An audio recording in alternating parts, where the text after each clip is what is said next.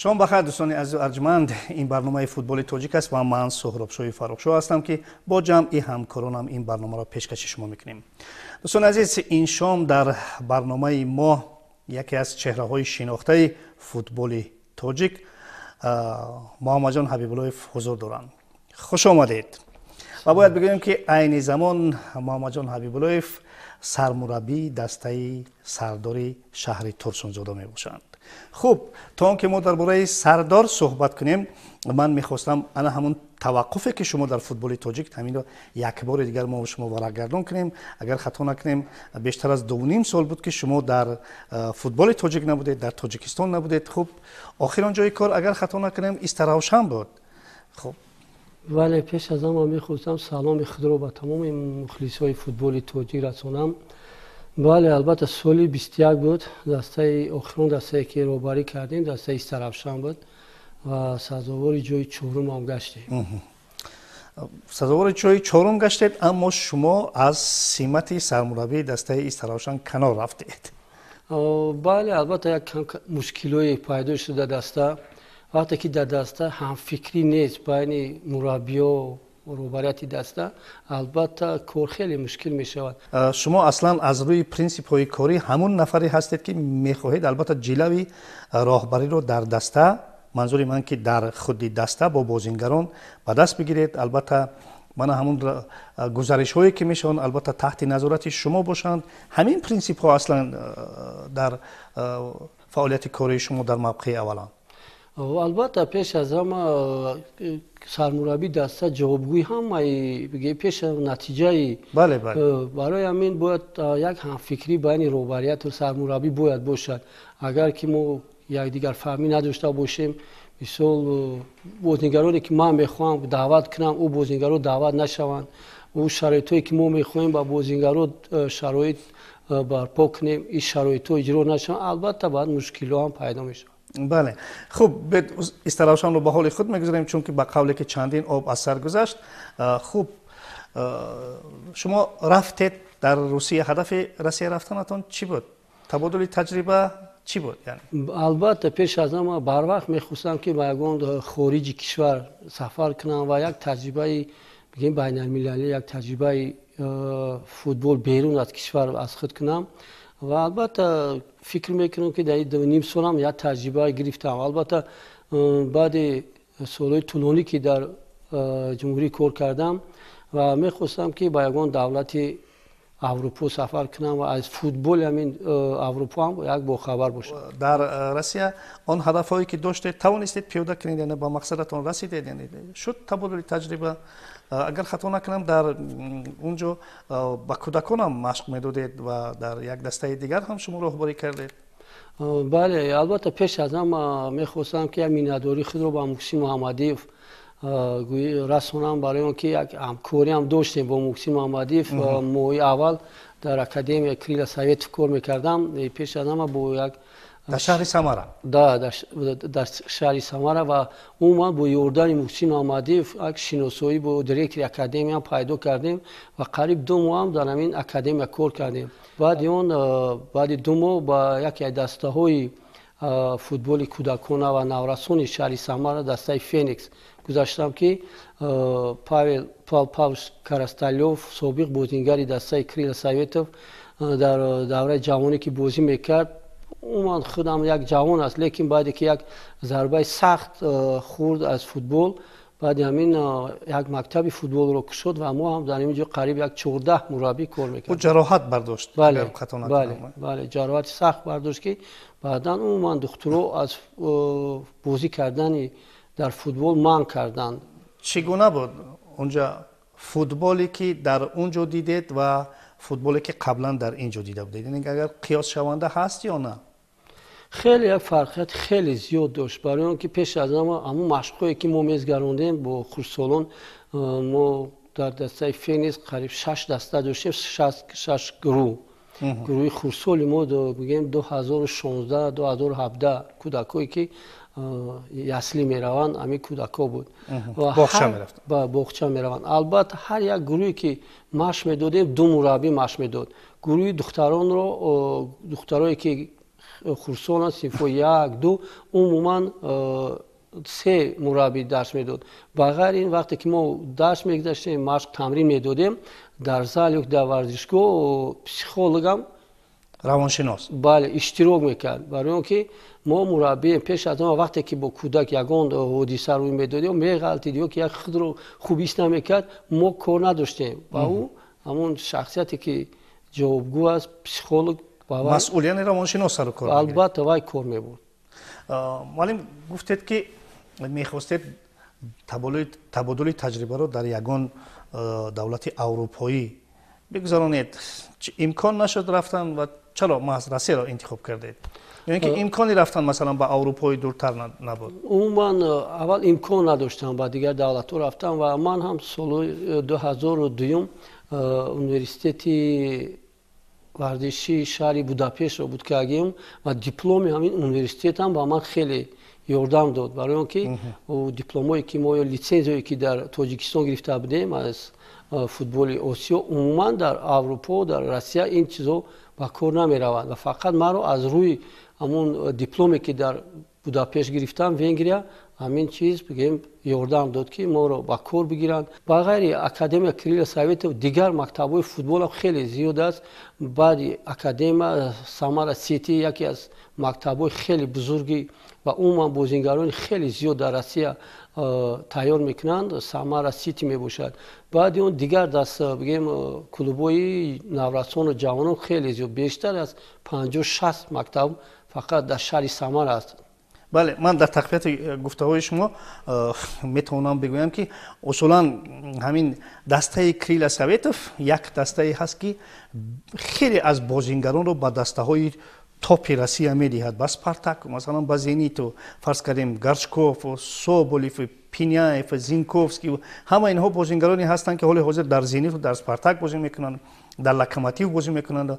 یعنی واقعا برای تصدیق گپ شما کریل سویتوف همون مکانی هست که مکانی فوتبال بازان رو خیلی خوب تربیت میکنند. بله البته اگر چیزی که ما میدونیم اگر در جهان برزیل باشد مثال یکی از مکتبایی که تمام کلوب‌های جهان از برزیل ها فوتبال خیلی زیادن در روسیه باشد این مکتب سامارا می باشد که سال گذشته بسیار فوتبال بازان با دیگر دسته ها خصوصا با دسته های لیگ یکم و دوم روسیه از همین مکتب‌های سامارا بازیگر میگیرند. اگر امکان میبود با کدام چمپیونات میرفتید و تبادل تجربه میکردیم؟ با کدام دولت میرفتید؟ امکانی بیشتر می‌داشتید، فراختر می‌داشتید؟ یعنی شرایط اگر امکان میداد؟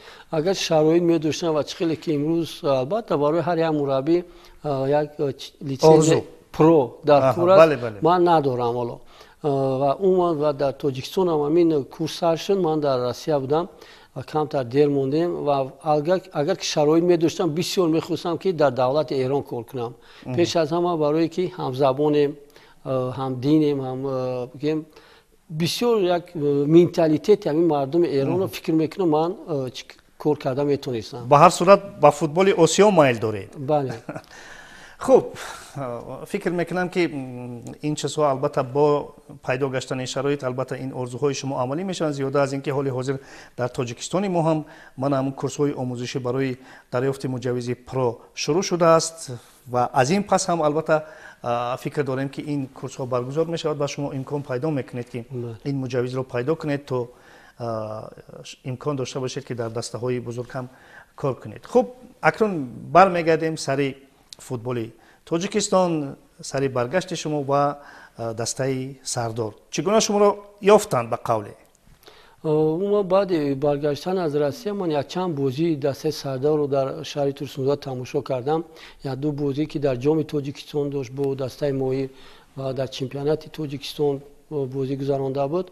من یک دو بازی رو تماشا کردم و البته پیش از آن من بسیار می‌خواستم که با یگان دسته لیگ عالی برگردم و بسیار یک غروری خیلی بگیم یا تجربه خیلی زیاد گرفتم و اون من میخواستم که مشق تمرین های ما هم خیلی تغییر افتاد. اصول بگیم امروزه فوتبال جهانی یک تغییرات در کدام دسته نباشد البته پیشنهاد کنم. وقتی که دسته سردار شهر ترسونزاد ما رو دعوت کردم باری اول من کمتر وقت گرفتم که یک برای اندیشه. بله یک فکر کنم. من حیات دسته رو دیدم، خیلی حیات دسته حیات ضعیف بود و لیکن بیکارم شدنم میل نداشتم. برای همین روزی شدم که چی نباشد در امروز من در شهر ترسونزاده زندگی میکنم قریب بیش از 25 سال و پیشی اوله در کار کردن اگه مشکلی هم نداشت. برای همین روزی شدم که در حیات دسته سردار سرمربیگی رو به عهده گیرم و البته که وقتی که بروبریت دسته داشتیم همون شرایطی که من پیشنهاد کردم برای اون که دسته که در نزد خود وظیفه نداشته باشد او دسته بله ما کورکن نمیخوایم. برای همین البته این سال ما نمیتونیم یگان تغییرات داده برای که دیگر بازیگر هم گرفتن نمیتونیم، حیات دسته را پرقوت کردن نمیتونیم. لیکن از آینده ما صحبت کردیم که در لیگ اول برای قهرمان گشتن، نه فقط روخت گرفتن با لیگ اولی، فقط قهرمان گشتن در لیگ اول و عموما بازی کردن، اشتراک کردن در بازی آسیایی بگیم افریقا. در نزد دسته روبری دسته میخواد که در آینده اکادمی خود رو کشاید. امروز که ما در همون سر کار میکنیم، مشق تمرین میکنیم، دسته سردار شرایطش خیلی خوب است. مشق تمرین های ما بعد از ساعت 6 میگذرد که تمام شرایط رو در روبریت با ما معاین کرده است و اون من هم بسیار میخواستم که حالا اکادمی کشودن برای دسته سردار خیلی مشکل است، لیکن یک مکتب فوتبال، یک مکتب نورسان رو کشودن ما امکانیت داریم. بسیار خوب. اصلا شما انتظار بودید که از کدام دسته لیگ عالی شما رو یگان دعوت می شود؟ من وقتی که در روسیه هم کار میکردم، من چمپیونات تاجیکستان رو نظارت میکردم، میدیدم کدام دسته و البته بسیار میخواستم که روز دیگه فکر میکردم که همین دستهایی که امروز دسته اسخط با چنین شرایط در یک زینه پست جایگیر است و حیات دسته که اسخط دارد قریب 50% بازیگران با که ما همکاری داشتیم با فتلو با سیاوش و دیگر بازیگرانی که امروز در حیات دسته بازی میکنند. بسیار میخواستم که حیات دسته اسخط را کار کنم، لیکن دعوت نشد، دعوت از دسته سردار شد و من هم یک مینادوری یک چیخ رو با روبریت دسته سردار میرسونم که با من باوری کردن که با ما را باری دیگر دعوت کردن با فوتبال تاجیک و البته کوشش میکنیم که دسته را او وظیفه‌ای که ماندیم در نزد خود اجرا کنیم. پس امسال سردار دسته وظیفه با لیگ عالی برآمدن رو ندارد؟ البته اگر بگیم که دورت خطا میکنیم، برای اینکه دستایی که امروز یکم جو و دیم جو رفته است از پرواز یا کمولبوک تو 31 خالی دارن، ما 13 خال داریم. در زینه نهم قرار دارد. بله، برای همین با چنین با زینه سوم هم بگیم حرکت کردن هم خیلی مشکله. پس وظیفه دسته سردار معلوم.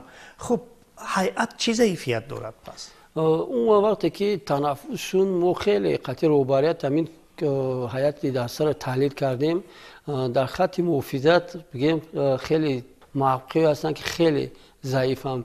شهر ترسونزاده شهر فوتبال است. بله بله. برای اینکه مخلصان دسته چی در بازی ریگت چی در بازی ما خیلی زیاد میان. در لیگ یکم ما مخلص داریم. من میخواستیم که یک بازی ایشون که مخلص خود رو زیاد کنیم. امسال فقط برای مخلصان خود مبارزه میبریم. حال حاضر روزانه ترانسفری اصولا هم برای لیگ یکم و هم برای لیگ عالی در یک مدت انجام می شود. اصلا نظر شما چی است که در لیگ یکم ما لیگانرها بازی نمی کنند؟ یعنی اجازه بازیگران لیگانر نیست. شما هم با اون نظرید که عموما ما باید بچه های محلی رو به قول تربیه کنیم یا اینکه شما مایل خواهش اون رو دارید که به هر صورت باشن چند لیگانری که در لیگ یکم هم بازی کنن؟ عموما وقتی که لیگانرها در لیگ اول بازی میکردن، همین ایده خود من بود که لیگانرها در لیگ اول بازی نکنن. برای اینکه چرا؟ برای که ما باید جوانان و نورسان خود رو شرایط معین کنیم و بگیم که یک شانسی بازی کردن هستیم. اگر چخیلی که ما بازی ریگه تعداد رو تماشا کردن با دسته فرخ و با دسته برق چی 6 بازیگر از آفریقا در هیئت دسته ریگر بازی میکند، 6 بازیگر در دسته برقچی که دسته نورسانی ما اوجا باید نورسانی خودمونه و اکنون لیکن من فهمیدم فکری دسته برقچی که میخوان که در لیگ اولی باقی مونن هر روی همین لیگانر دعوت کردن، لیکن من در لیگ اول اون نمیخوام که لیگانر باشه، باید ما یک بازیگران خود رو بازیگران توجیگ رو بگیم تربیتیم برای در لیگ اولی همین اگر در لیگ اول هم لیگانر بازی کند در آینده عموما در لیگ اولی بازیگری خوب پیدا نمیکنیم. سالی که در یاد دارم فدراسیون فوتبال یک 7-8 سال پیش در لیگ اولی یک بازیگری نورس را چی میکرد، هر یک دسته یک بازیگری 16 ساله باید داشته باشد، به 2 بازیگر بود. ما هم دورو بهترین فکر بودیم که هیئت دسته نورسان دسته یکچین خود رو همین بازیگر رو با این وسیله تربیت میکرد. بله. و امروز که ما در لیگ اولی میبینیم به حد لیگانرو زیاد شدن، عموما بازیگرانی که از خود شهر ریگر در هیئت ذخیروی ریگر تدست بگیم 6 تن وقت کم دارن برای در بازی کردن، عموما وقت کم میتین. شما فاوریت لیگ یکم رو گفتم میتونید کی رو میبینید اصولا کی تلاش بیشتر معلوم است امروز دسته پرواز از روی کیچخیلی که در روزانه گزارش با بازیگر دعوت کردن با دسته را مستحکم کردن و عموما دسته پرواز از روی بازی هم یک بازی دسته لیگ اولی را ایشون میدید. ما که بازی گذاشته با دسته هولبوک بازی کردیم و عموما بازی یک بازی برابر بود با یک بگیم ضربه بازی حل شد، لیکن ما هم از دسته هولبوک یگان کمبودی نداشتیم، بازی بچه هم خیلی بازی خوبیشون دادن، برای من فکر میکنم که دسته پرواز و هولبوک روخت به لیگ اولی میگیرن. بله هنوز اندک وقت است، اما شما که خیلی متخصص چیره هستید میتوانیم با شما باور کنیم. به هر صورت تحت راهبری شما سردار 4 بازی کرد، در 2 بازی شما غلبه کردید، در 2 بازی مغلوب شدید. خوب 4 بازی خود رو چگونه بها میدهید؟ اون وقتی که دسته رو من قبول کردم من بازیگران رو قدر خوب شناس نبودم و بازی اول که ما در شهر دوشنبه داشتیم با دسته یاقوت، دسته یاقوت خیلی دسته خوب است، لیکن ما 3 بر 1 غلبه کردیم و بعدا در بازی دوم هم که با سرای کمر بود من هیئت دسته رو عوض نکردم، همون بازیگرانی که با یاقوت بازی داشتن در بگیم هیئت اساسی با هم را برآوردیم.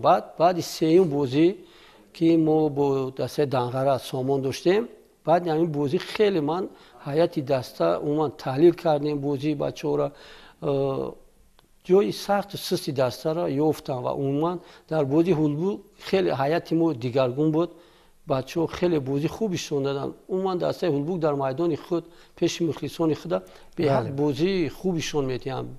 در هیئت دسته بازیگران بسیار با تجربه سفر کردیم، حسن رستم چوری و بختیار چوری که در لیگ اصولا اینها همه شاگردان شما هستند. بله امروز در هیئت هولبوک بازی میکنن، خیلی با مقابل بازیگران بازی کردن خیلی مشکل بود، لیکن البته یک بر 0 هم فکر میکنم قدر وای نیست، ما این باخت رو قبول کردیم. یعنی حال حاضر گفتن ممکن است که شما وضعیت رو تحلیل کردید، دسته رو میدونید ضعفیتش کجاست و برتریش کجاست. خوب همکنون فکر داریم که راهبریت دسته سردار همه باوری رو با شما کرده است و در پیش البته گزارش زمستانه هست. خوب اگر برای شما همون مبلغ لازمه جدا می شود کدام موقع ها رو شما البته قوی می کردید؟ عموما میخواستم که قریب 80% دسته رو تغییر دیم، هیئت دسته تغییر یابد و ما هم با روبرت دسته هم صحبت بودیم که صحبت داشتیم و گفتیم که ما فقط برای قهرمانی مبارزه میبریم در لیگ اول، اگر که بگیم که شرطنامه من تا آخری سال است، عموما اگر شرطنامه رو ما با دوام تیم و فکرای خود رو گفتم که من میخوام که بازیگرانی که جوابگویند که با همین قهرمان گشتن در چمپیونات جوابگو باشن، بازیگرانی که دعوت میکنیم که یک بازی خوبیشون تیاد و عموما مقابل دسته ریگر تد از مقابل دیگر دستای لیگ اولی هم در جام تاجیکستان هم مبارزه بریم. بسیار خوب. امیدوار هستیم که شما با این آرزوهایتان میرسید و البته برگشت شما رو به فوتبال تاجیک با مخلصان البته تبریک میگیم، زیرا با چنین متخصص حرفه‌ای البته فوتبال ما سخت نیاز دارد. دوستان از ارجمند یک صحبت داشتیم با محمد جان حبیب اللهیف، سرمربی دسته سردار شهری ترسونزاده. خوش آمدید. اظهار سپاس یک بار دیگر برای شما. دوستان عزیز، در همین جا برنامه ما به انجام میرسد. خیر.